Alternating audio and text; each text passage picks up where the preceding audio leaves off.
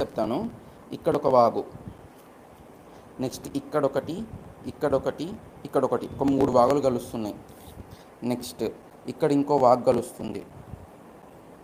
ఈ సుందిళ్ళ బ్యారేజ్ కాడ ఇంకో వాగు కలుస్తుంది.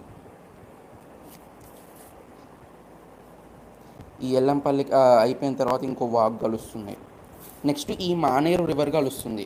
ఈ లోవర్ మానేరు డ్యామ్ అయిపోయిన తర్వాత కూడా ఇంకా మానేరు రివర్ ఉందన్నమాట. ఈ మానేరు రివర్ పోయి అన్నారం బ్యారేజ్ దగ్గర కలుస్తుంది.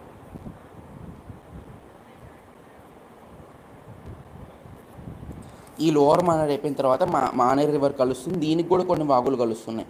ఇటువైపు నుంచి ఒక వాగు, ఇక్కడ 2, ఇట్లా ఇక్కడ ఒక వాగు కలుస్తుంది.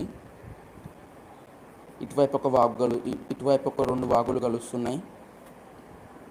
సో ఈ విధంగా వాగులు కలుస్తున్నాయి. ఈ వాగులకు ఉన్న క్యాచ్మెంట్ ఏరియా నీళ్ళన్నీ ఈ మేడిగడ్డకు వచ్చేస్తాయి. ఈ అన్నారం